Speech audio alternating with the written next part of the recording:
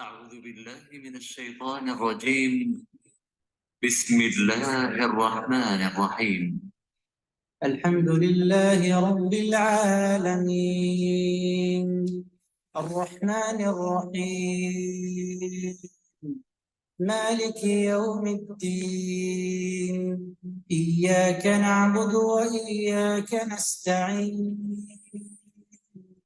اهدنا الصراط المستقيم صراط الذين أنعمت عليهم غير المغضوب عليهم ولا الضالين.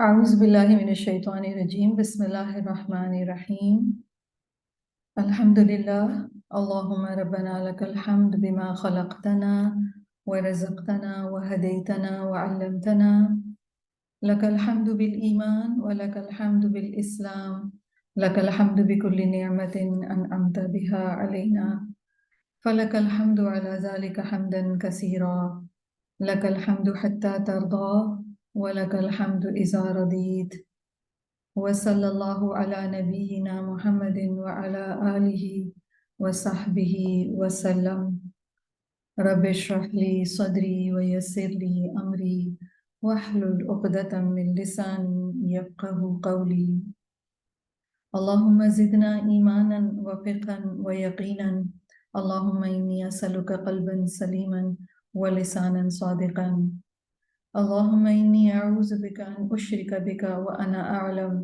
وأستغفرك لما لا أعلم آمين يا رب العالمين. السلام علیکم ورحمۃ اللہ وبرکاتہ.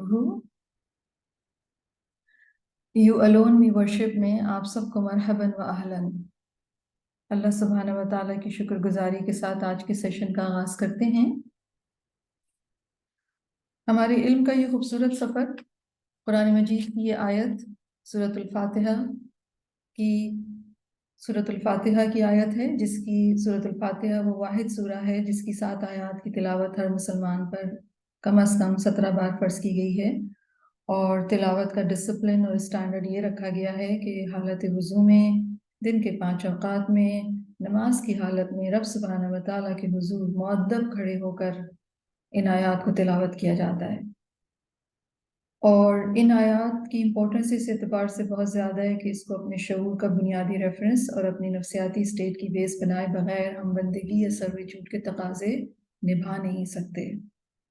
اور ان 7 آیات میں صرف ایک آیت ایسی ہے جس میں ہم اپنے بارے میں ایک بیان دیتے ہیں، اور وہ بیان کیا ہے جو ہم سے دن میں 17 بار دلوایا جاتا ہے. وہ دراصل کیا ہے کہ ہم اپنی ساری ذات سے اللہ آپ ہی کی غلامی کرتے ہیں اور کسی بھی معاملے میں صرف اور صرف آپ ہی سے مدد مانگتے ہیں. ایاک نعبد و ایاک نستعین. مجھے اور آپ کو، تمام انسانوں کو اللہ سبحانہ و تعالیٰ نے عبادت کے لیے پیدا کیا، اور عبادت کیا ہے؟ حسن آداب غلامی. بندگی کیا ہے؟ اس احساس میں زندگی گزارنا. تو بیسیکلی اللہ سبحانہ و تعالیٰ کے لیے بار بار یہ کہنا کہ اللہ تعالیٰ ہم آپ کی ہی عبادت کرتے ہیں اور ہم آپ ہی سے مدد مانگتے ہیں، یہ بیسیکلی ہماری سرویچوڈ ہے. اور اللہ سبحانہ و تعالیٰ ایک اللہ کی عبادت کرنا کیا ہے اور بندگی کے احساس میں زندگی گزارنا کیا ہوتا ہے، اس کے لیے ضروری ہے کہ ہم توحید کی نالج ایکوائر کریں. اور توحید کیا ہے؟ اللہ سبحانہ و تعالیٰ کو ایک ماننا. اور اللہ تعالیٰ کو ایک ماننے کے بارے میں پوری نالج ہے، جس میں ہم سیکھتے ہیں کہ اللہ تعالیٰ کو ایک ماننے کا مطلب کیا ہے. تبھی ہم اللہ سبحانہ و تعالیٰ اکیلے کی عبادت کر سکتے ہیں. اور چونکہ ہم وقت کے دنیا کے ایک ایسے دور میں ہیں جن میں نبی کریم صلی اللہ علیہ وسلم کی جو قیامت سے پہلے کی خبریں ہیں، ان میں بار بار اس بات کو واضح کیا گیا ہے کہ فتنوں کا دور ہوگا اور فتنے بہت تیزی کے ساتھ انسانوں کے اوپر ٹوٹ پڑیں گے. تو اس میں جو میجر فتنہ اوور آل پریویل کرے گا وہ انسان کے ایمان کا فتنہ ہے. یعنی ملٹیپل بت ہم انسانوں کے اراؤنڈ بن گئے ہیں، اور ان بتوں کو پہچاننا اور اس سارے انوائرمنٹ میں ایک اللہ کی عبادت پر قائم رہنا، توحید کے اوپر سٹیبل رہنا، یہ آج کے دور کی سب سے بڑی ریکوائرمنٹ ہے، اور اس کے لیے ضروری ہے کہ ہم توحید کی نالج ایکوائر کریں۔ تو ہماری یہ کلاس بیسیکلی ایک عرب اسکالر کی کتاب فقہ القلوب پر بیسڈ ہے، اور فقہ القلوب کتاب 4 والیومز کے اوپر ہے، اور اس کے سیکنڈ والیوم کے جو پہلا چیپٹر ہے وہ کتاب التوحید ہے۔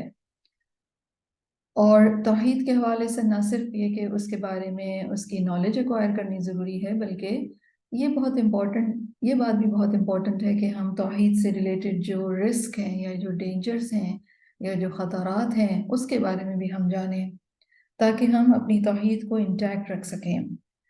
تو ہم نے اس چیپٹر کو ابھی تک کے جو کور کیا ہے اس میں ہم نے توحید کی انڈرسٹینڈنگ لی ہے، اس کے علاوہ توحید کو لاحق جو خطرات ہیں، جس میں سب سے پہلا خطرہ جہالت کا ہے، لیک آف نالج یا ایبسنس آف نالج، پھر کفر کا خطرہ ہے، شرک کا خطرہ ہے، نفاق کا خطرہ ہے، اور اس کے علاوہ ہم نے دیکھا کہ توفیق اور خذلان، یعنی کسی کو نیک عمل کی توفیق ملتی ہے اور کسی کو کیوں نہیں ملتی، اس کے ریزنز اور اس کی انڈرسٹینڈنگ ہم نے لی۔ اور آج کل ہم جس ٹاپک کو اس کتاب التوحید میں کور کر رہے ہیں وہ ہے فقہ حمل الامانہ۔ اور فقہ حمل الامانہ کیا ہے کہ اللہ سبحانہ وتعالیٰ نے ہم انسانوں کو اس دنیا میں بھیجا اور ہمیں رسپانسبلٹی دی گئی کہ ہم اپنے ارادے کے تحت اپنے عمل کو چوز کر سکتے ہیں، اور یہ اللہ سبحانہ وتعالیٰ کی طرف سے امانت ہے۔ کیونکہ یہ ایک رسپانسبلٹی ہے اور اس کے بعد پھر اس کی اکاؤنٹیبلٹی بھی ہے۔ تو یہ امانت کیا ہے، اور اس امانت کو ہم نے جو لیا ہے تو اس کے تقاضے کیا ہیں، اور تاریخ انسانی میں وہ کون لوگ تھے جنہوں نے اس امانت کو بہترین طریقے سے ادا کیا، تو یہ ساری چیزیں ہم اس ٹاپک کے اندر پڑھ رہے ہیں۔ تو ہمارا ڈسکشن فقہ حمل الامانہ کے حوالے سے جو ہم نے لاسٹ ٹائم جو کلاس میں ہم نے جہاں پر ہم ڈسکس کر رہے تھے، بیسیکلی تھوڑا سا میں پیچھے سے ریویو دیتے ہوئے اس کو چلوں گی۔ ہم بات کر رہے تھے کہ نبی کریم صلی اللہ علیہ وسلم کی جو قوم تھی ان کو اوورآل دنیا میں کوئی جانتا نہ تھا اور کچھ بھی نہیں سمجھتے تھے، اگر جو لوگ جانتے بھی تھے وہ ان کے نزدیک عرب قوم کی کوئی اہمیت نہیں تھی۔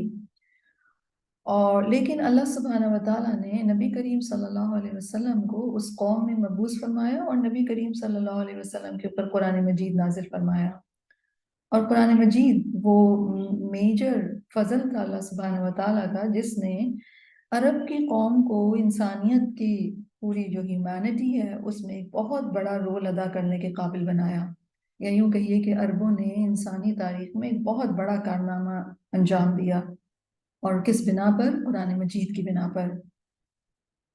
اور اگر اس وقت کا دیکھا جائے بیک ڈراپ، اس وقت کے بیک ڈراپ میں عربوں کے علاوہ رومنز اور جو پرشینز تھے، ایرانی جو تھے، وہ اس وقت کی ٹاپ سویلائزیشنز تھیں، مہذب قومیں تھیں ایجوکیشن کے اعتبار سے، ہر اعتبار سے۔ لیکن اللہ سبحانہ وتعالیٰ نے عربوں کو قرآن نازل کرنے کے لیے عربوں کی قوم کو چنا، اور عربوں کو قرآن مجید کی وجہ سے تاریخ انسانی میں بہت بڑا مقام ملا۔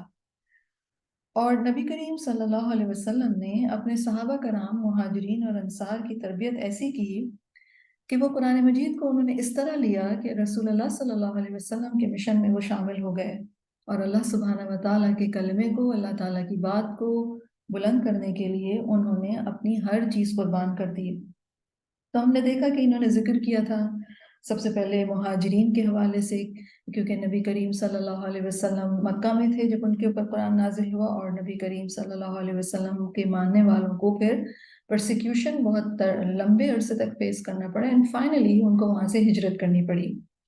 تو نبی کریم صلی اللہ علیہ وسلم کے جو ساتھی تھے، جو مہاجرین صحابہ کہلائے، وہ سابقون الاولون، وہ ایسے لوگ تھے تاریخ انسانی کے جنہوں نے حق کو اپنی عملی زندگی میں اپنا لیا، انہوں نے اللہ تعالیٰ کے کلمے کو بلند کرنے کے لیے ہر چیز سپینڈ کر دی، اور اللہ کے دین کی مدد کے لیے ہر چیز قربان کر ڈالی، اور یہ امت محمد صلی اللہ علیہ وسلم کے افضل ترین لوگ تھے۔ اور جس چیز کو سب چیزوں کو قربان کر کے جو چیز انہوں نے لی تھی وہ ایمان تھا، وہ دین تھا، رائٹ؟ تو جو بھی چیز ان کے پاس تھی جس کے وہ مالک تھے، پریشس سے پریشس چیز وہ انہوں نے دے کر اور اللہ سبحانہ و تعالیٰ کے دین کو آپٹ کیا اور مکہ سے ہجرت کر گئے۔ اور ہجرت کر کے وہ جس علاقے میں گئے تو اس علاقے کے لوگ، دوسرا وہ گروہ ہے جنہوں نے ان آنے والوں کو گلے لگا لیا اور اپنی ہر چیز پر ان لوگوں کو ترجیح دی، اپنی نیڈ کے اوپر ان کی نیڈ کو ترجیح دی، اپنی خوشی کے اوپر ان کی خوشی کو ترجیح دی، اپنے ملنے پر ان کے ملنے کو ترجیح دی۔ اور یہ دونوں جو گروپس تھے وہ انتہا درجے کی ایک امیزنگ گروپ تھا جس کی کوالٹیز بہت زیادہ منفرد تھیں۔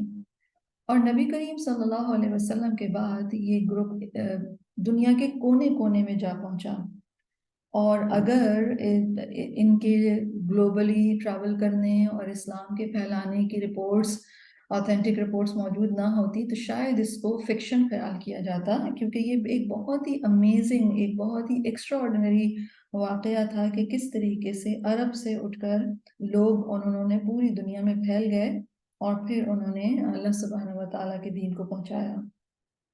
تو یہ لوگ جو دوسرا گروپ تھا، انہوں نے بیسیکلی مدینے کے رہنے والے تھے، لیکن ایکچولی ان کا ٹھکانہ ایمان تھا، ایمان ہی ان کا گھر تھا، ایمان ہی ان کی ڈیسٹینیشن تھی، ایمان ہی ان کا وطن تھا، ایمان سے ہی ان کی روحیں سکون پاتی تھیں۔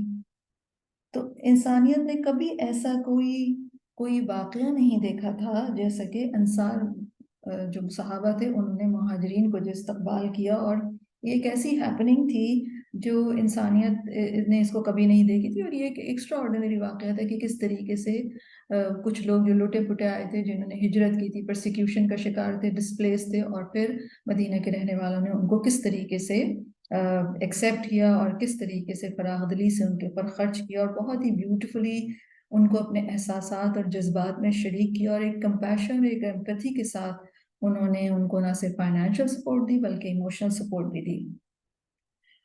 اور اس کے بعد پھر جو تیسرا گروپ جس کا انہوں نے ذکر کیا، یہ وہ لوگ ہیں، ایک اور تیسرا گروپ بھی موجود ہے جو کہ ان مہاجرین اور انصار صحابہ کے بعد آنے والی نسل ہے، اور ان کے اندر وہ تمام خوبیاں تھیں جو ان دونوں گروپس میں تھیں، یا یوں کہیے کہ ان کی کوالٹیز ان کے اندر منتقل ہوئیں، اور وہ تابعین ہیں، رائٹ؟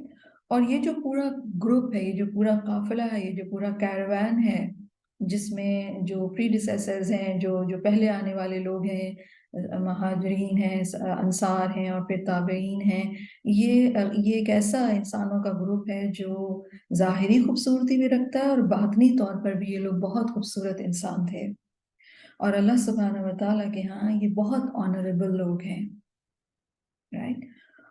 اور یہاں تک ہم نے اپنے ڈسکشن کو روکا تھا، اور اب ہم انہی کے بارے میں، اسی گروپ کے بارے میں جو ایمان والوں کا گروپ ہے، جو کہ تاریخ کے بھی لوگ شامل ہیں، اور پھر اس کے بعد آنے والی نسلیں، اور پھر ان کو جو بھی فالو کر رہا ہے وہ بھی ان میں شامل ہوتا چلا جائے گا اسی گروپ میں۔ تو ہم بات کا آغاز کر رہے ہیں، آپ کے سامنے جو پیج کھلا ہوا ہے، انہا تقف صفا واحدہ، یہ سارے کے سارے ایک ہی صف میں کھڑے ہوتے ہیں،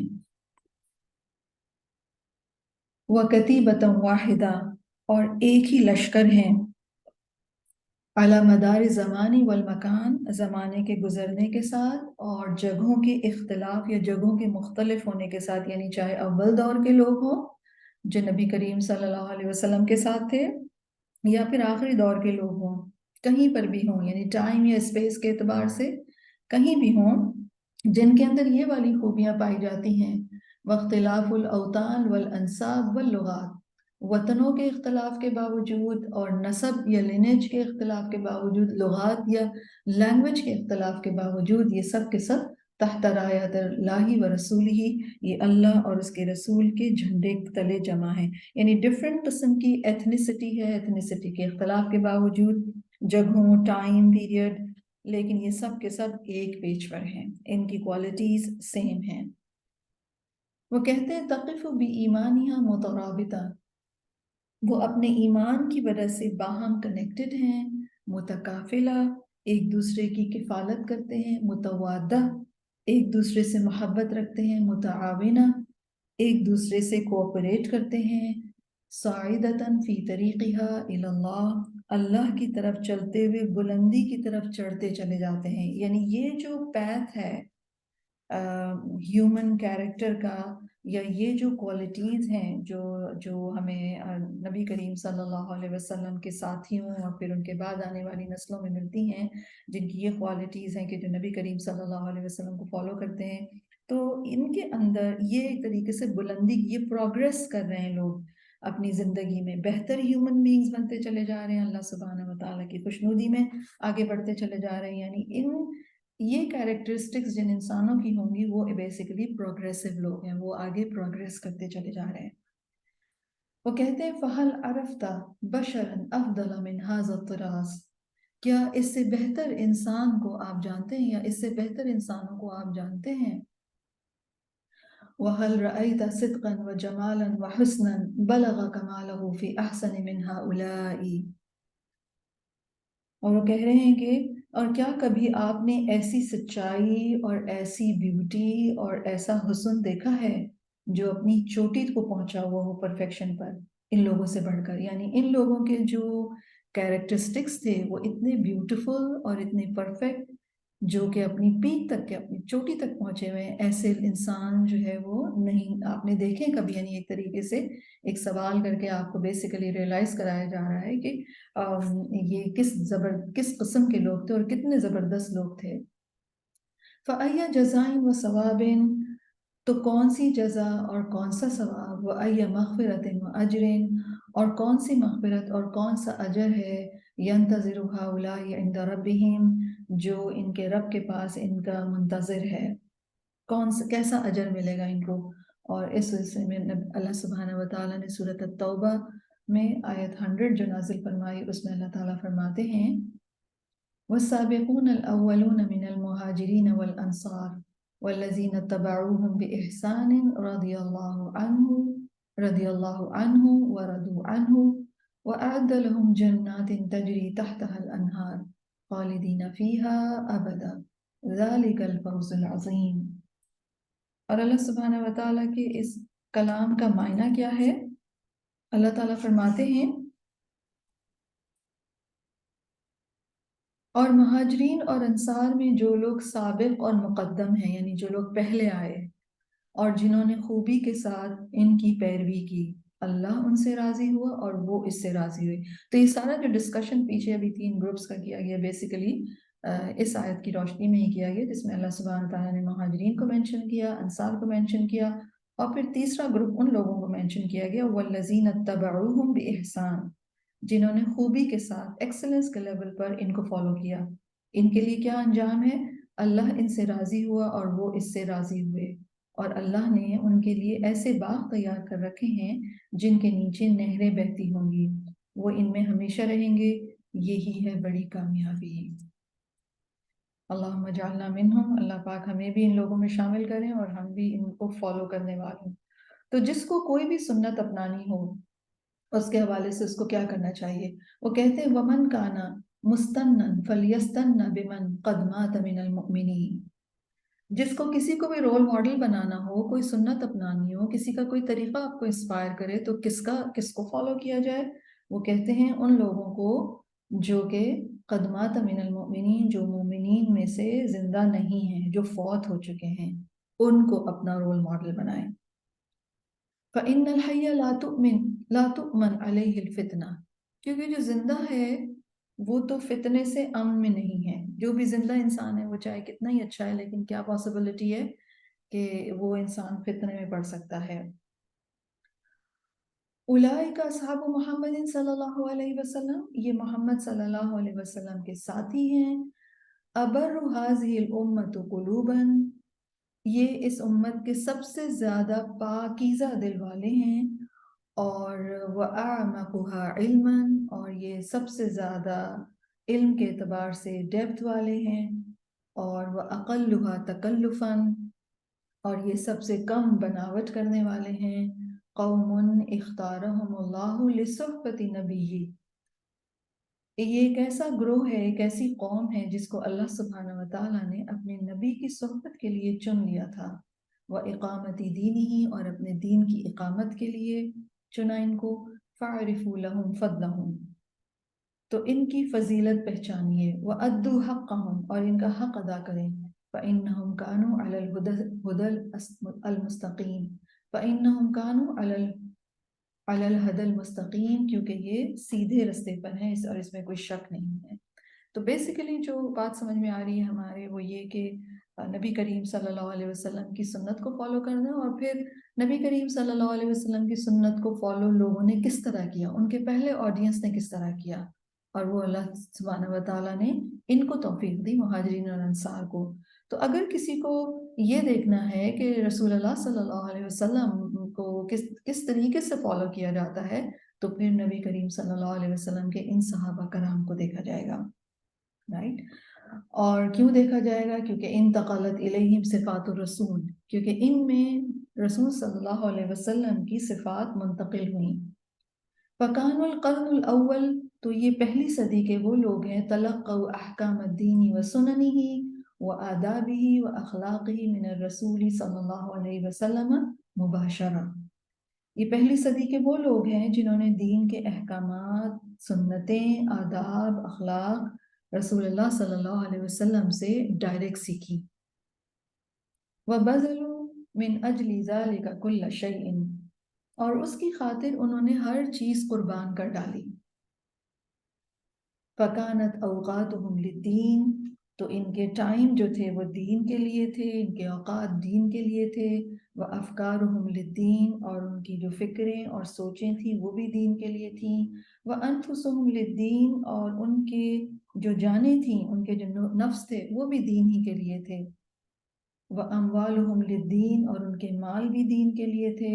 وَأَعْمَالُهُمْ كُلُّهَا قَائِمَةٌ عَلَى الدِّينِ، اور ان کے اعمال سارے کے سارے دین پر قائم تھے۔ أَئِمَّةٌ فِي الْعِبَادَةِ، وہ عبادت میں بھی امام تھے۔ وَأَئِمَّةٌ فِي الدَّعْوَةِ، وہ دعویٰ دینے میں بھی امام تھے۔ وَأَئِمَّةٌ فِي التَّعْلِيمِ، وہ تعلیم دینے میں بھی امام تھے۔ وَأَئِمَّةٌ فِي التَّعَاوُنِ عَلَى الْبِرِّ وَالتَّقْوَى وَالتَّوَاصِي بِالْحَقِّ وَالتَّوَاصِي بِالصَّبْرِ، اور وہ نیکی اور تقوی کے کاموں میں ایک دوسرے سے تعاون کرنے میں بھی ٹاپ پر تھے، اور حق کی وصیت کرنے اور صبر کی وصیت کرنے میں بھی سب سے اوپر تھے۔ سورۃ الانفال کی آیت ہے، والذین آمنوا وہاجروا وجاہدوا فی سبیل اللہ والذین آووا ونصروا اولئک هم المؤمنون حقا لہم مغفرۃ ورزق کریم۔ سورۃ الانفال کی اس آیت میں اللہ سبحانہ و تعالیٰ کیا فرما رہے ہیں؟ اور جو لوگ ایمان لائے اور انہوں نے ہجرت کی اور اللہ کی راہ میں جہاد کیا، اور جن لوگوں نے پناہ دی اور مدد کی، یعنی یہی دونوں گروہ جن کا ہم ابھی ذکر کر رہے ہیں، نبی کریم صلی اللہ علیہ وسلم کے صحابہ، اللہ تعالیٰ ان کے بارے میں کیا گواہی دے رہے ہیں؟ یہی لوگ سچے مومن ہیں، ان کے لیے بخشش ہے اور بہترین رزق ہے، رزق کریم ہے، مغفرت ہے، اور ان کے ایمان کے لیے اللہ تعالیٰ نے فرما دیا کہ یہی سچے مومن ہیں۔ تو پھر فالو کرنے میں نبی کریم صلی اللہ علیہ وسلم کے علاوہ اگر آپ کو یہ دیکھنا ہے کہ کس طریقے سے نبی کریم صلی اللہ علیہ وسلم کو فالو کیا لوگوں نے، تو پھر اس میں بیسٹ اگزامپل صحابہ کرام کی ہے، رائٹ؟ اور وہ دنیا سے جا چکے ہیں، ان کا عمل جو ہے محفوظ ہے، تو اس لیے اب کوئی بھی سنت، کوئی بھی چیز فالو کرنی ہے تو نبی کریم صلی اللہ علیہ وسلم کے بعد صحابہ کرام کا نمبر آتا ہے۔ وقال النبی صلی اللہ علیہ وسلم، نبی کریم صلی اللہ علیہ وسلم نے فرمایا، لا تسبوا اصحابی، میرے صحابہ کو برا بھلا نہ کہو، میرے صحابہ کو گالیاں نہ دو، رائٹ؟ یعنی برے الفاظ نہ کہو ان کو۔ لا تسبوا اصحابی، دوبارہ فرمایا میرے صحابی کو، میرے کمپینین کو برا بھلا نہ کہو۔ فوالذی نفسی بیدی، قسم ہے اس ذات کی جس کے ہاتھ میں میری جان ہے، لو ان احدکم انفق مثل احد ذہبا، اگر تم میں سے کوئی ایک احد پہاڑ جتنا سونا یا احد پہاڑ کے برابر سونا بھی خرچ کر دے، ما ادرک مد احدہم، تو وہ ان کے ایک مد کو بھی نہیں پہنچ سکتا، یعنی ان کا ایک مد بھی اس سے بہت بھاری ہوگا، ولا نصیفہ، ایون اس کے آدھے کو بھی نہیں پہنچ سکتا، متفق علیہ، اور یہ حدیث متفق علیہ ہے۔ اور جب ہم کہتے ہیں کہ یہ حدیث متفق علیہ ہے تو اس کا کیا مطلب ہوتا ہے کہ امام بخاری اور امام مسلم دونوں نے اس حدیث کو مینشن کیا ہے، رائٹ؟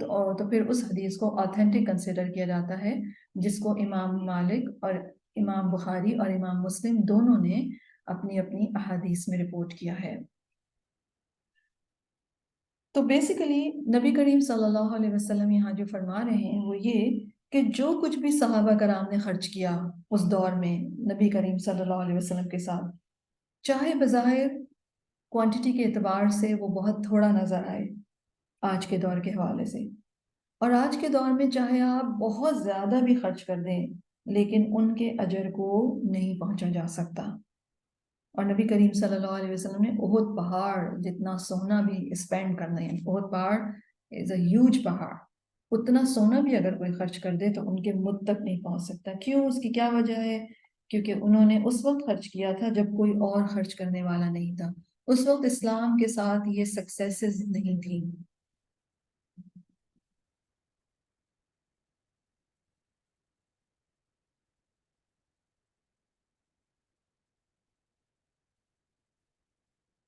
اس وقت ان کے سامنے کوئی فائدہ نہ تھا۔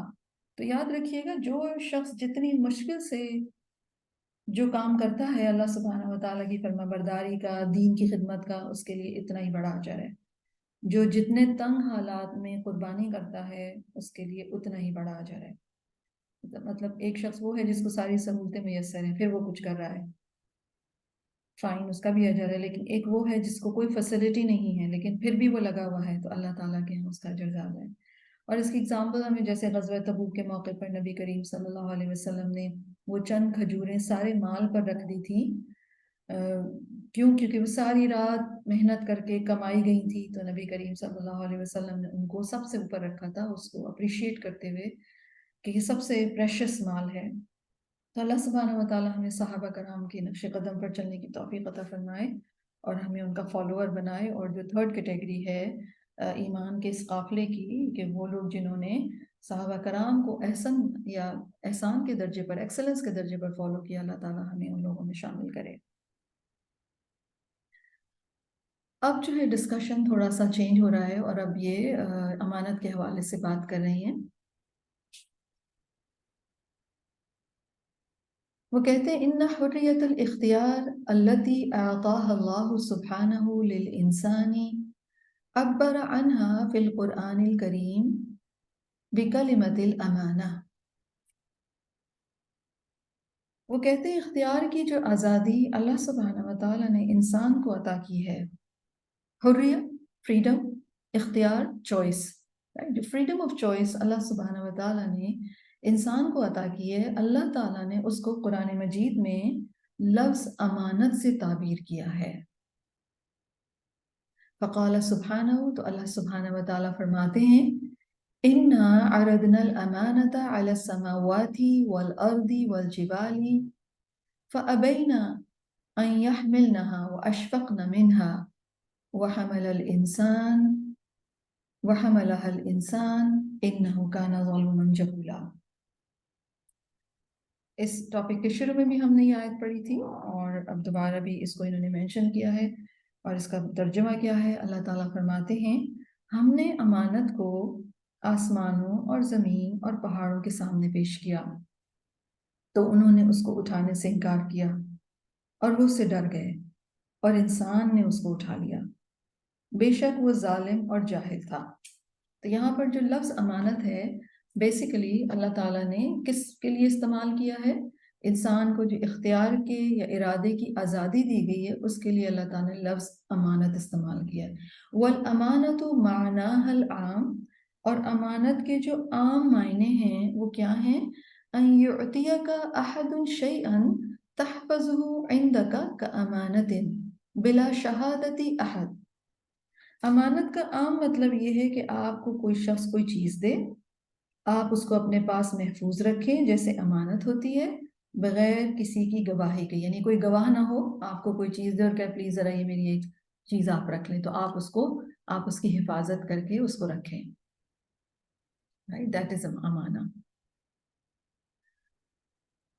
فَإِنْ كَانَ هُنَاكَ شُهُودٌ، اور اگر وہاں پہ کوئی گواہ بھی ہو، او کتب علی ورقہ، یا پھر کوئی ڈاکیومنٹ لکھا جائے اس کے بارے میں، تو پھر وہ کیا ہوگا؟ فَهُوَ دَيْنٌ لَا أَمَانَةٌ، تو وہ قرض ہوتا ہے، دین ہوتا ہے، امانت نہیں ہوتی. اور یہ دین جو ہے وہ آیت دین سورۃ البقرہ کی آیت ہے، لانگسٹ آیت جو ہے وہ آیت دین ہے کہلاتی ہے. اس کے اندر دین سے ریلیٹڈ جو ہے وہ اللہ سبحانہ و تعالیٰ نے مینشن فرمایا کہ جب تم ایک دوسرے سے کوئی ٹرانزیکشن کرنے لگو تو لکھ لیا کرو، اور اس کے پورے گواہ بھی ہیں اور پورا پروسیجر ہے. لیکن امانت کیا ہے کہ کسی نے آپ کے پاس کوئی چیز رکھوائی ہے اور کوئی نہ ڈاکیومنٹیشن ہوئی بھی ہے اور نہ ہی کوئی گواہ ہے، یہ امانت ہے. ٹھیک ہے، یہ ایک جنرل میننگز انہوں نے بتائے ہیں. والامانت التي حملها الانسان، اور امانت جس کو انسان نے اٹھایا، اردها اللہ قبل ذلك على عدد من مخلوقاته العظام، اللہ سبحانہ و تعالیٰ نے اس امانت کو انسان سے کے اوپر پیش کرنے سے پہلے اپنی بڑی بڑی مخلوقات میں سے بہت سوں پر پیش کیا. عدد یعنی کئی ایک پر، مور دین ون، اور عظام آئی مین بڑی بڑی مخلوقات. لیکن حاضر المخلوقات جميعا، لیکن ان ساری مخلوقات نے رفضت ان تحمل الامانہ، لیکن ان تمام مخلوقات نے امانت کو اٹھانے سے انکار کر دیا.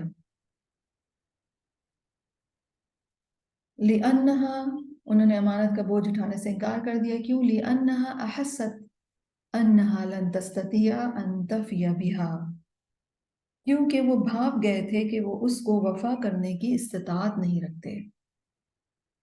انہوں نے کیا کہا؟ انہوں نے کہا ہم یہ آزادی نہیں لینا چاہتے.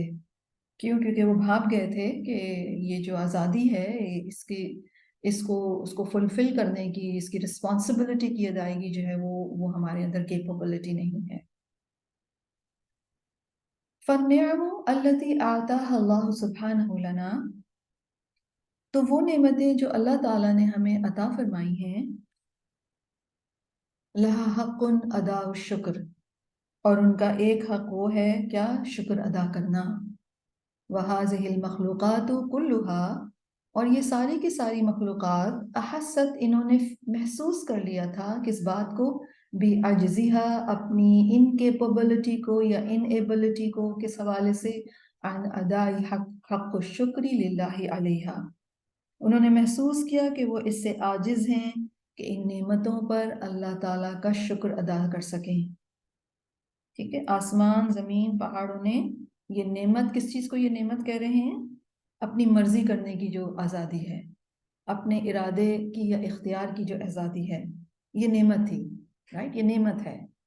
تو بڑی بڑی مخلوقات نے اس بات کو ریئلائز کر لیا تھا کہ اس کے ساتھ جو اس کی وفا کرنے کی جو کیپبلٹی چاہیے ہم نہیں کر سکتے. یہ وہ جان گئے تھے کہ نعمت بہت بڑی ہے، تو شکر ادا کرنا، اس کا شکر بھی بہت بڑا ہے، تو ہم اس نعمت کا شکر ادا کرنے کے قابل نہیں. تو کیا کیا انہوں نے؟ وَلِذَلِكَ رَفَضَتْ تَحَمُّلَهَا، تو انہوں نے اس کو لینے سے یا اس کو اٹھانے سے انکار کر دیا. وَجَاءَ الْإِنسَانُ، اور انسان آیا. وَقَبِلَ حَمْلَ الْأَمَانَةِ، وَقَبِلَ حَمْلَ الْأَمَانَةِ، اور اس نے امانت اٹھانے کو قبول کر لیا، ایکسیپٹ کر لیا. کیا ایکسیپٹ کیا اس نے؟ قَبِلَ أَن يَأْخُذَ النِّعَمَ، اس نے قبول کر لیا کہ وہ نعمتیں لے گا، یعنی نعمت لینے پر اگری کر گیا ہو.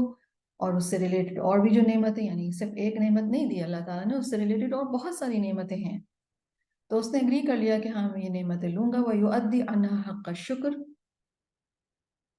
اور اس نے یہ بھی اگری کر لیا، نعمتیں لینا قبول کیا، اس نے یہ بھی قبول کر لیا کہ وہ ان کا شکر ادا کرے گا. وَحَقَّ الْعِبَادَةِ لِلَّهِ، اور اللہ کی عبادت کرنے کا حق بھی ادا کرے گا.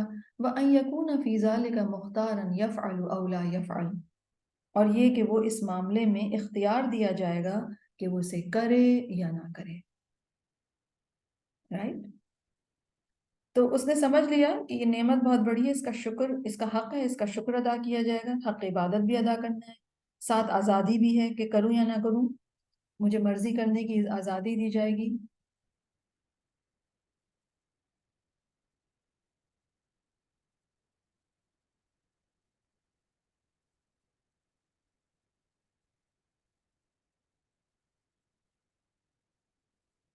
وفرح الإنسان بأن لديه رصيدا من النعم التي سخرها الله له، اور انسان خوش ہو گیا کہ اس کے پاس نعمتوں کی فراوانی ہے. رصید کہتے ہیں فنڈز ہونا، ریزروز ہونا، اسٹاکس ہونا، یعنی نعمتوں کے ملنے کی گارنٹی ہو گئی اس کے پاس. وہ اس بات پر خوش ہو گیا. يستطيع أن يسحب منها كما يشاء، یعنی وہ نعمتیں جو اللہ تعالیٰ نے التي سخرها اللہ له، جو اللہ تعالیٰ نے اس کے لیے سبسروینٹ بنا دی، اس کی خدمت میں لگا دی. اور يستطيع أن يسحب منها كما يشاء، وہ ان نعمتوں کو جیسے چاہے استعمال کرنے کا اختیار رکھتا ہے. دون ان يؤدي حق اللہ فیہا، ان نعمتوں کے حوالے سے اللہ کا حق ادا کیے بغیر بھی وہ ان نعمتوں کو استعمال کر سکتا ہے. حق الشکر، اور اللہ کا حق کیا ہے؟ شکر کا حق ہے. وہ حق العبادہ، عبادت کا حق ہے. وہ حق الطاعہ، اور اطاعت کا حق ہے. رائٹ؟ تو وَلَقَدْ كَانَ الْإِنسَانُ حِينَ فَرِحَ بِذَلِكَ ظُلُومًا لِمَاذَا، وہ کہہ رہے ہیں اور یقیناً انسان جس وقت خوش ہو رہا تھا اس نعمت کے ملنے پر تو وہ ظلم کہلایا. جیسے آیت میں ہم نے دیکھا نا، اللہ تعالیٰ نے سورۃ الاحزاب کی آیت 72 جو ابھی ہم نے پڑھی ہے اس کی اینڈنگ کی کہ انسان نے امانت اٹھا لی اور انسان ظلوم جہول ہے. رائٹ؟ تو وہ کہہ رہے ہیں کہ انسان جب خوش ہو رہا تھا اس نعمت کے ملنے پر تو وہ ظلم کہلایا. کیوں؟ لِأَنَّهُ ظَلَمَ نَفْسَهُ، کیونکہ اس نے اپنی جان پر ظلم کیا. کہ فَتَحَمَّلَ مَا لَا تَقْدِرُ عَلَيْهِ هَذِهِ النَّفْسُ الضَّعِيفَةُ، کہ اس نے وہ بوجھ اٹھا لیا جس کو اٹھانے کی اس کمزور نفس میں طاقت ہی نہیں تھی. امام مغریات الکون و شہواته، اس کائنات کی ٹیمپٹیشنز اور اپنی ڈیزائرز کی ٹیمپٹیشنز کے سامنے. مغریات کہتے ہیں ٹیمپٹیشنز کو، اغرا یوری سے. اتنی ٹیمپٹیشنز کے سامنے ہوتے ہوئے انسان نے اس کو اٹھا لیا، اگری کر لیا کہ وہ نعمتیں لے گا. تو اس وقت جب وہ خوش ہو رہا تھا تو وہ جاہل کہلایا، ظلوم کہلایا. وَلِأَنَّهُ ظَلَمَ غَيْرَهُ،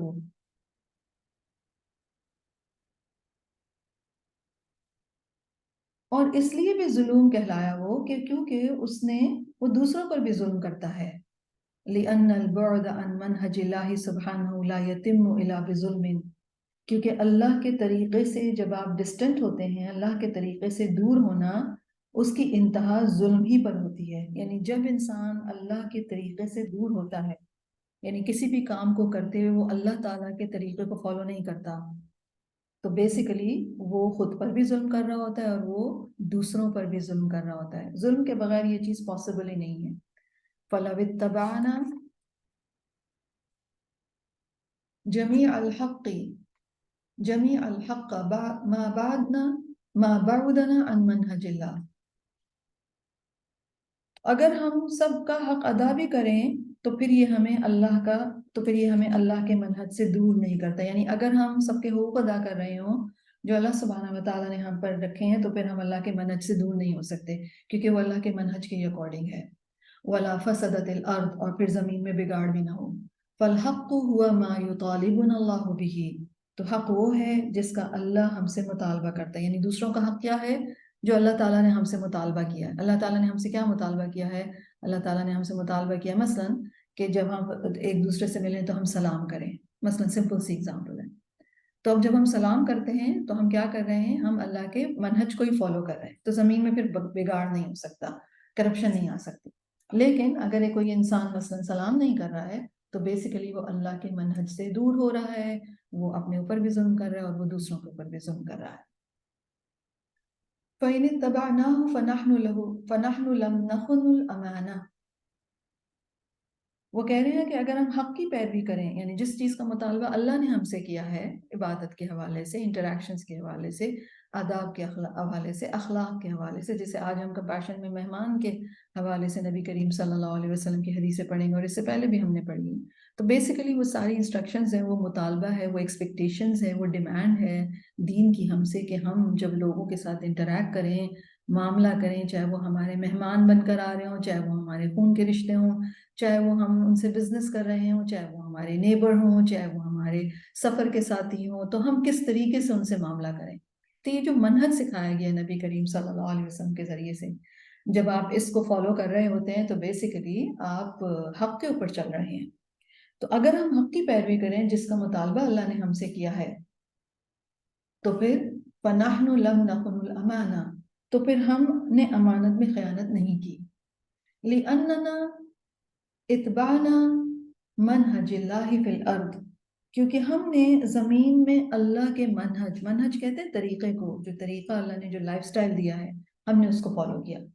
وَلَكِنْ مَتَى نَخُونُ الْأَمَانَةَ، لیکن ہم امانت میں خیانت کب کرتے ہیں؟ عندما نظلم، یہ اس وقت ہوتا ہے جب ہم ظلم کرتے ہیں. نأخذ حق الغیر، جب ہم کسی اور کا حق لے لیتے ہیں. عندما نعتدی علی حرمت غیرنا ومالہ وعرضہ، جب ہم کسی اور کا حق لے لیتے ہیں، جب ہم دوسرے کی حرمت پر، اس کے مال پر اور اس کی عزت پر زیادتی کرتے ہیں تو اس وقت ہم امانت میں خیانت کرتے ہیں. حینئذ نکون قد ظلمنا انفسنا، تو اس وقت ہم اپنی جانوں پر ظلم کرنے والے ہو جاتے ہیں. وظلمنا الناس، اور لوگوں پر بھی ظلم کر چکے ہوتے ہیں. وخن الامانہ، اور امانت میں خیانت بھی کرتی ہوتی ہے ہم نے. سو بیسیکلی امانت کی ادائیگی کیا ہے، یا ارادے کے اختیار کا صحیح استعمال کیا ہے کہ اللہ سبحانہ و تعالیٰ کے بھیجے ہوئے لائف سٹائل کو فالو کیا جائے.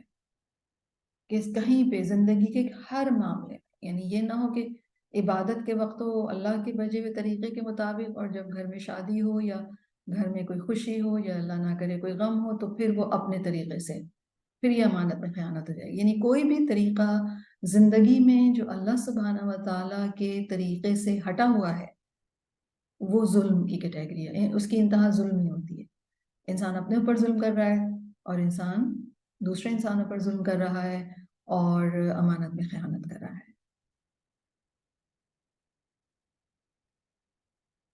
وَالْإِنسَانُ عِنْدَمَا فَعَلَ ذَلِكَ كَانَ جَهُولًا لِمَاذَا، وہ کہہ رہے ہیں اور انسان جب یہ سب کرتا ہے تو جاہل کیوں کہلاتا ہے؟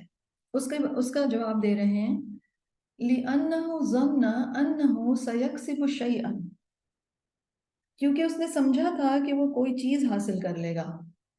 فَقَادَ نَفْسَهُ إِلَى الْهَلَاكِ دُونَ أَن يَكْسِبَ أَيَّ شَيْءٍ، تو اس نے اپنے آپ کو ہلاکت کے سپرد کر دیا بغیر اس کے کہ وہ کوئی چیز اچیو کرتا.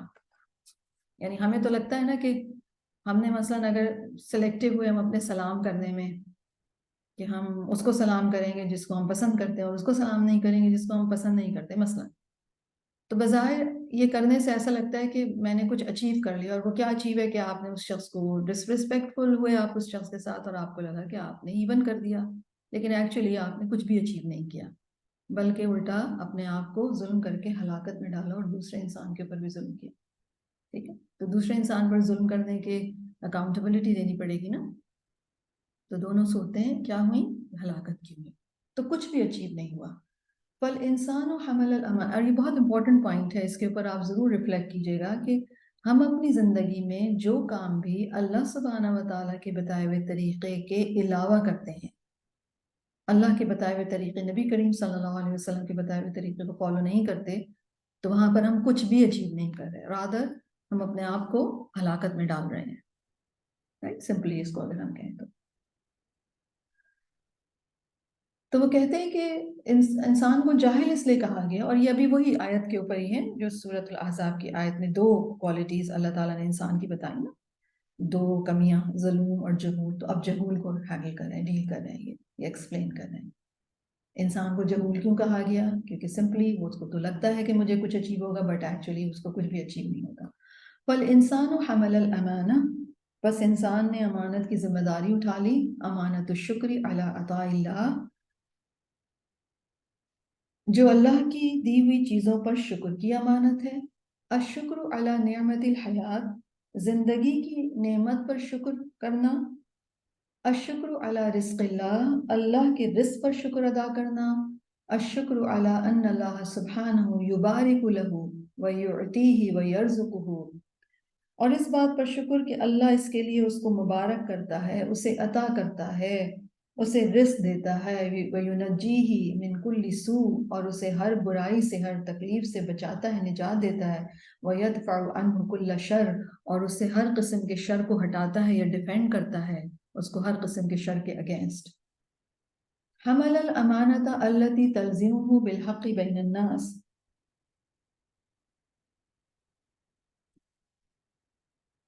تو انسان نے امانت اٹھا لی جس کی بنا پر اس پر لازم ہے کہ کیا کرے، کہ التی تلزمہ بالحق بین الناس، کہ لوگوں کے درمیان حق پر قائم رہے. کیا مطلب؟ یعنی جو اللہ سبحانہ و تعالیٰ نے بتایا اس کے اکارڈنگ ان کے ساتھ معاملہ کرے.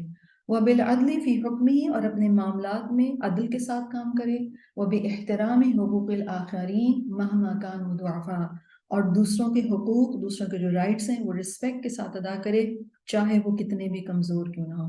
کیونکہ ہماری سوسائٹی میں عام طور پر کیا ہے کہ جو انسان کمزور ہے اس کے حقوق کے بارے میں کوئی بھی پرواہ نہیں کرتا. وہ کہتے ہیں یہ تو غریب سا آدمی ہے، یا یہ تو کمزور انسان ہے، یا یہ تو بچہ ہے، یا یہ تو بوڑھا ہے، یا یہ تو اپنے حقوق کے لیے کچھ نہیں کہے گا.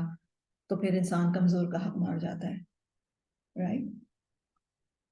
تو بیسیکلی امانت ہم لے چکے ہیں، اور یہ امانت کیا ہے؟ اختیار کی آزادی. ٹھیک ہے.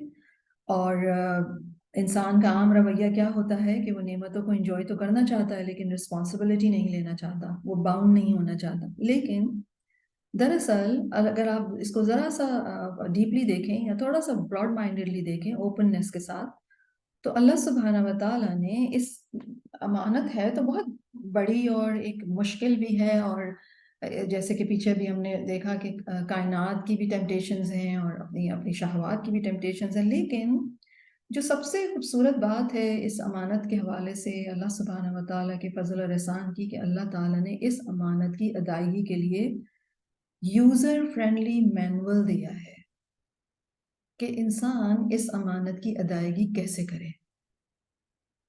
تو بس انسان کو کرنا یہ ہے کہ اس کو وہ فالو کرتا چلا جائے، نبی کریم صلی اللہ علیہ وسلم ہیومن ماڈل، اور انسان اس کو پڑھتا چلا جائے، علم حاصل کرتا چلا جائے اور کرتا چلا جائے، اور امانت کی ادائیگی ہوتی چلی جائے گی. اور اس میں اٹ سیلف ایک انجوائمنٹ ہے کہ انسان یہ فریڈم انجوائے بھی کر رہا ہے، اور اس کے تھرو وہ بہت کچھ اچیو بھی کر رہا ہے. وہ کیا اچیو کر رہا ہے؟ وہ دنیا کے اندر پیس اور اللہ سبحانہ و تعالیٰ کی خاص معیہ، اللہ کی خاص نصرت، اللہ سبحانہ و تعالیٰ کی خاص پروٹیکشن، اللہ سبحانہ و تعالیٰ کی خاص رحمت، رائٹ. یہ ساری چیزیں وہ انجوائے کر رہے ہیں. اور پھر فائنلی آخرت میں وہ یہ ساری چیزیں، یہ ساری نعمتیں ایک بہت ہی زبردست لیول کے اوپر اور ایٹرنل ہو جائیں گی، رائٹ.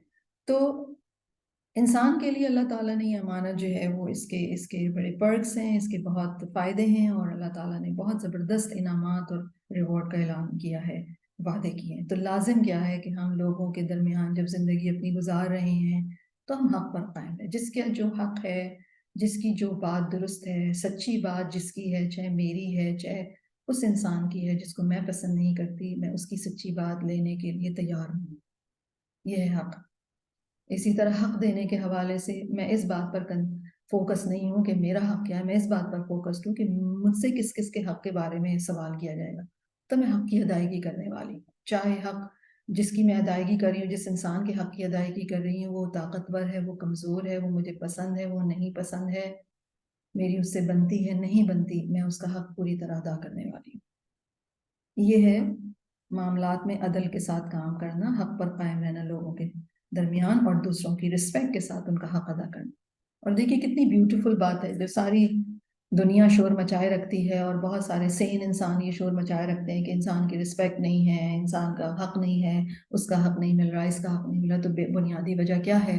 کہ لوگ امانت سے ہٹے ہوئے ہیں، لوگ حق سے ہٹے ہوئے ہیں، لوگ اللہ سبحانہ و تعالیٰ کے طریقے سے ہٹے ہوئے ہیں، جس کی بنا پر ظلم ہو رہا ہے، اپنے اوپر بھی کر رہے ہیں اور دوسروں کو بھی ظلم کر رہے ہیں، اور زمین میں فساد پھیل گیا ہے. بہت سارے لوگ پریشان ہیں، اور ہماری اندر کی فطرت یہ کہتی ہے کہ نہیں، انسان کی رسپیکٹ ہونی چاہیے، ہر انسان کی رسپیکٹ ہونی چاہیے، ہر انسان کو جو حق ہے بحیثیت انسان، چاہے وہ ریگز میں ہے، چاہے وہ محل میں ہے، اس کا جو بنیادی حق ہے وہ اس کو ملنا چاہیے، رائٹ. تو یہ سارا فساد اس لیے ہے کیونکہ لوگ اللہ تعالیٰ کے منہج پر نہیں چل رہے، حق پر نہیں چل رہے.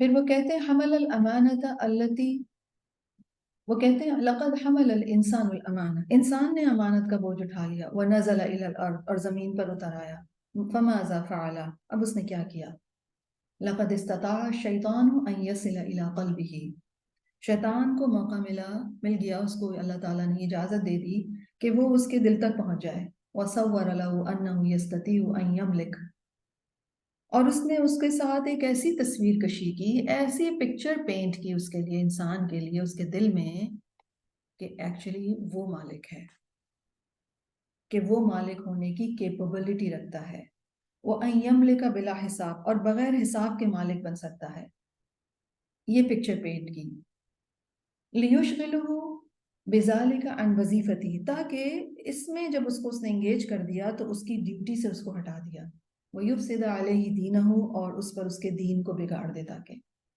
انسان کو اس نے یہ ریئلائز کرا کہ اصل میں تم ہی مالک بن سکتے ہو، تو تم بنو مالک، اور کوئی حساب نہیں ہونا چاہیے تمہارا، اور انسان کے اندر یہ بات ہے کہ وہ بلا حساب، وہ نہیں چاہتا کہ وہ باؤنڈ ہو یا اس کا کوئی حساب لے، اس طریقے سے شیطان نے انسان کو اس کی جو اصل ڈیوٹی تھی اس سے ہٹا دیا، بینما فی الحقیقت ان ملک الانسانی ینحصر فیما ینفقہ لحاجاتہ، جبکہ حقیقت یہ ہے، اور یہ بہت زبردست انہوں نے ڈسکشن کیا ہے، وہ کہتے ہیں حقیقت یہ ہے کہ انسان کی ملکیت کا انحصار صرف اس چیز پر ہے جس کو وہ اپنی ضروریات کے لیے خرچ کرتا ہے، یعنی انسان بس اتنی ہی چیز یا اتنے ہی مال کا مالک ہے جو اس نے استعمال کر لیے، مثلا آپ نے 1 ملین روپیز ارن کیے ہیں، بزنس آپ نے کیا ہے، مثلا یہ آپ کی جاب ہے، وٹ ایور، تو آپ اگر یہ کہتے ہیں کہ میں 1 ملین روپیز کی مالک ہوں،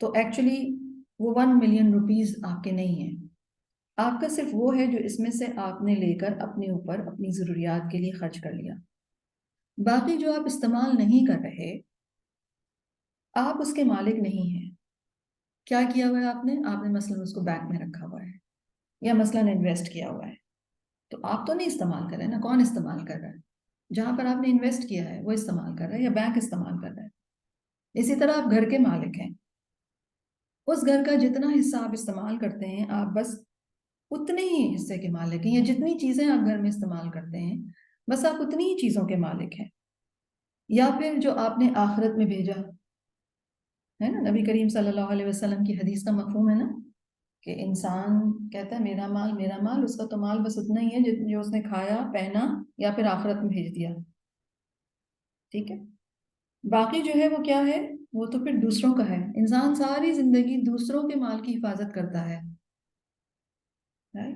تو وہ کہتے ہیں کہ حقیقت یہ ہے کہ انسان جس چیز کا مالک ہے وہ تو صرف اتنی ہے جتنا اس نے اپنی ضروریات کے اوپر خرچ کر دیا، فَأَحْيَانًا نَجِدُ إِنسَانًا غَنِيًّا تَقْدُمُ بِهِ الْعُمُرُ، کبھی ہم دیکھتے ہیں کہ کوئی انسان ہے اور وہ بہت ویلدی ہے اور اس کی عمر بھی بڑھ رہی ہے، وَمَعَ ذَلِكَ، اور اس کے باوجود فَهُوَ يُحَاسِبُ عَلَى كُلِّ قَرْشٍ أَنفَقَهُ، اس کے باوجود وہ پیسے کا حساب کرتا ہے، وَيُحَاوِلُ أَن يُوَفِّرَ بِقَدْرِ مَا يَسْتَطِيعُ، اور وہ کوشش کرتا ہے کہ اور زیادہ ہو جائے جتنا زیادہ وہ اس کو کر سکتا ہے، وَقَدْ تَعَجَّبُ مِنْ ذَلِكَ، اور آپ کو اس پر تعجب ہوگا کہ یعنی کیسا انسان ہے، كَيْفَ تَكُونُ هَذِهِ الْأَمْوَالُ كُلُّهَا عِنْدَ هَذَا الرَّجُلِ، کیسا انسان ہے یہ کہ اس کے پاس ہر طرح کا مال ہے، ثُمَّ يَقْتُرُ عَلَى نَفْسِهِ، پھر بھی اپنے اوپر اتنا بخل کرتا ہے، اب دیکھیں نا، جو شخص عمر کے آخری حصے میں ہے،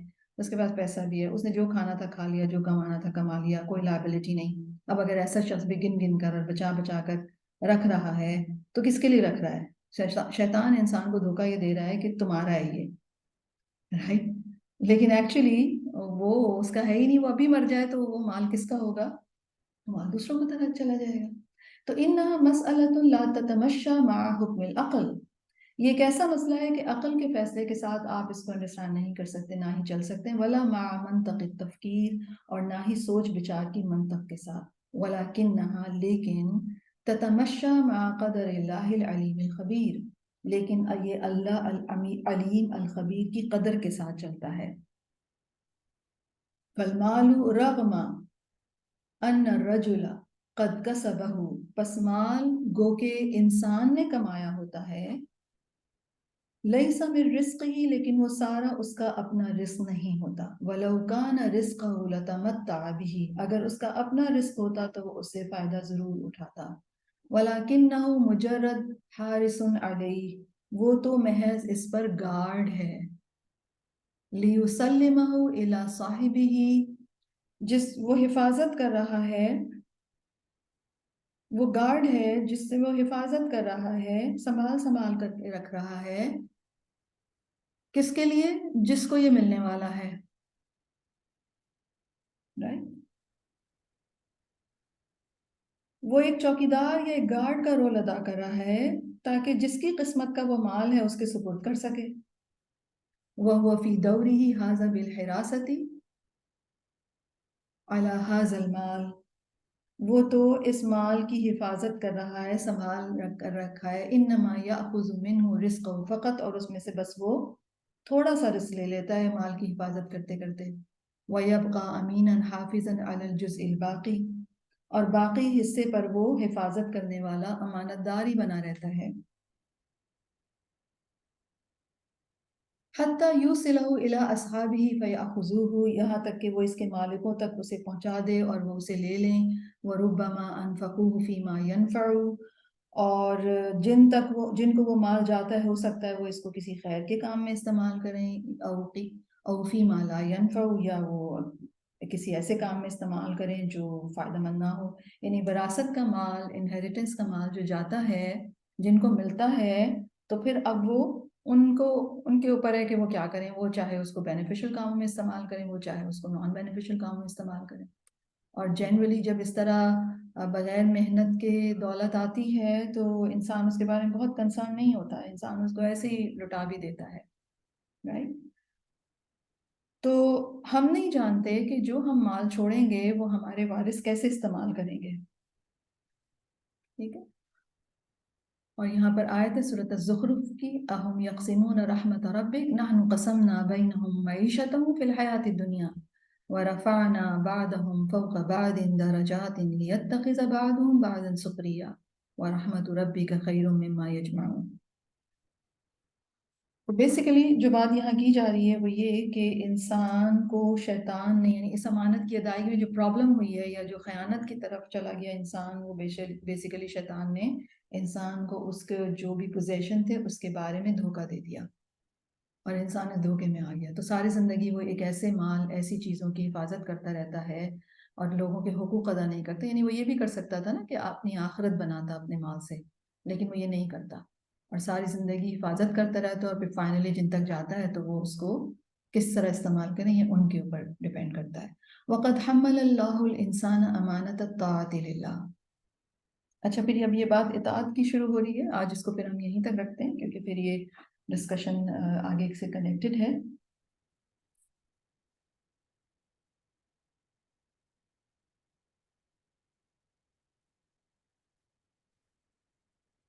آج کے حوالے سے اگر کوئی کچھ کہنا چاہتا ہے تو پلیز آپ کے پاس 1 منٹ ہے۔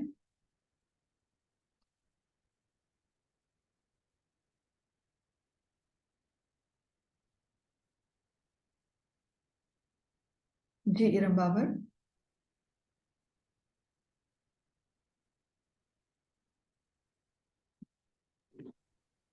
جی السلام علیکم ورحمۃ اللہ وبرکاتہ استاذہ۔ السلام ورحمۃ اللہ وبرکاتہ۔ جی ریئلی بیوٹیفل ایکسپلین ماشاء اللہ، اور اتنی ساری اچھی باتیں لائک وین وی ہیئر تو کہیں نہ کہیں امپروومنٹ، سیلف امپروومنٹ اور ہونی چاہیے نا، like you read some thing and you understand some thing الحمد للہ بائی اللہ's گریس، اور پھر یہ کہ اس کو امپلیمنٹ بھی ہم کریں اپنی زندگیوں میں۔ تو یہ ساری جو آیتیں ہیں that really tells us کہ how do have to live on صراط مستقیم، and سبحان اللہ جو ہم 17 times and more جو ایون میں بلکہ نوٹ کری تھی کہ ہم جو نفل نمازیں پڑھتے ہیں اس میں بھی تو ہم پڑھتے ہی ہیں نا، so they are like at times there's many a times we read اللہ تعالیٰ کی ہم کرتے ہیں اللہ تعالیٰ سے we seek اللہ تعالیٰ's رحمہ اینڈ کہ وہ ہمیں صراط مستقیم پہ چلائیں. And how is it possible, you know, because نبی کریم صلی اللہ علیہ وآلہ وسلم کی جو پرسنالٹی ہے اور ان کے جو کمپینینز ہیں، اور جتنا آپ نے آج اتنا خوبصورت سارا ایکسپلینیشن کیا رضی اللہ رضو ان، you know، کہ how can we, you know, seek the same level, at least we can strive, you know, for that. کہ اور ہم اچھے لوگوں کو اپنے ارد گرد جو دیکھتے ہیں تو ان سے ہمیں what we should learn from them, because there are always nice people around you. It's just you have to just have that insight to you know اپنے اندر ایک اچھائی لانا، لوگوں کو اپریشیٹ کرنا، لوگوں کو اچھا سمجھنا، you know، ان سے کچھ سیکھنا. And that can be, you know, your house help, and that can even be your children, that can be anybody on the road, or you get to see somebody. So کتنا important ہے نا کہ انسان جو ہے وہ چھوٹی سی زندگی ہے، بٹ یو نو وہ جو سلام والی آپ نے بات کہی تھی نا، دیٹ اللہ تعالیٰ کا نام بھی سلام ہے، ہم نے آپ کے ساتھ کیا. And but we just pick and choose کہ میں سلام کروں گا if I would like to, or if I don't like میں نہیں سلام کروں گا. تو وہ you know there's so much hikmah behind it کہ اللہ تعالیٰ you know because it softens the heart when you say salam to somebody. It really makes you feel you know کہ میں دوسرے کو بھی honor کر رہا ہوں. You know it's you have to have this courage to do good for the betterment of the society. اور وہ جو آپ نے بڑی پیاری بات کہی تھی نا کہ اللہ تعالیٰ انہوں نے جو مینشن کیا نا کہ احد کے پہاڑ کی جتنا بھی you know گولڈ اگر دیں گے تو وہ ایک مد بھی نہیں ہوگا you know for the companions. So there's honestly ہر بات میں there's so much to learn if we understand it. سبحان اللہ. جزاکم اللہ خیر. جی سیدہ غزالہ. جی السلام علیکم مس. ابھی جو آپ نے یہ کہا نا کہ مال کی محبت، مال کی حفاظت، اور اس میں یعنی اس قدر بہت ہی کامن ہے. یعنی میں یہ سوچتی ہوں کہ کتنا یعنی ہم لوگ اس بارے میں کتنے کہ ہمارے بچوں کا کیا ہوگا آگے، اور وہ کس طریقے سے استعمال کریں گے، اور کس طریقے یعنی میں اب اتنا وہ ہو گیا ہے کہ جو ایک حدیث بھی ہے نا مس کے ہے نا کہ ایک دن کا آپ کے پاس آپ کی صحت اچھی ہے، آپ کھا رہے ہیں، اور ایک دن کا کھانا ہے، تو آپ سب سے امیر ترین انسان ہے. یعنی ایک دن کا تو کس بات کی یعنی یقین کی کمی ہی ہے دیکھا جائے تو ایک طریقے سے، کہ حفاظت میں ہر چیز کو ہم بڑے اس سے رکھتے ہیں، خوف لگا رہتا ہے کہ کہیں چھن نہ جائے اور وہ نہ ہو جائے. بہت ہی بگ ریئلٹی یہ سامنے آئی ہے. اگر یقین آ جائے کہ ہر چیز کا مالک اللہ ہے نا، کیونکہ جو انسان کے ہاتھ میں تو کچھ بھی نہیں ہے بس ہر چیز اسی کے ہاتھ میں ہے، اللہ کے ہاتھ میں ہے. میں اپنے ہسبینڈ کی مثال لیتی ہوں، وہ یہی کہتے تھے اللہ تعالیٰ ان کی بخشش کرے کہ میں تھوڑی کما رہا ہوں، میں نہیں بھی ہوں گا تو میرے بچوں کو اللہ تعالیٰ دے گا، اور وہی ہو رہا ہے. بس اللہ تعالیٰ الحمدللہ، اللہ کا شکر ہے، بس وہی کروا رہے ہیں ہمارے سارے کام. بس یہی کہنا تھا. تو بیسیکلی انسان اپنے مال کو اللہ سبحانہ و تعالیٰ کی نعمتوں کو استعمال کرے، جتنا کہ استعمال کرنے کے لیے کہا گیا ہے اس میں اسراف نہ کرے، اور اپنے مال کو اور اپنی چیزوں کو آخرت کے لیے جمع کروا دے، یعنی وہی وہ ہے بس ہمارا. رائٹ. تو یہ اگر دھوکہ سے انسان نکل آئے تو پھر امانت کی ادائیگی، کیونکہ اس میں جب انسان لگ جاتا ہے تو بہت سارے لوگوں کے حقوق کو سلب کرتا ہے، وہ بہت ظلم بھی کرتا ہے. تو یہ انہوں نے پہلے مینشن کیا، اور انشاءاللہ تعالیٰ پھر ہم اطاعت کے حوالے سے بھی نیکسٹ ویک دیکھیں گے. آج کے لیے ہم اتنا ہی رکھتے ہیں.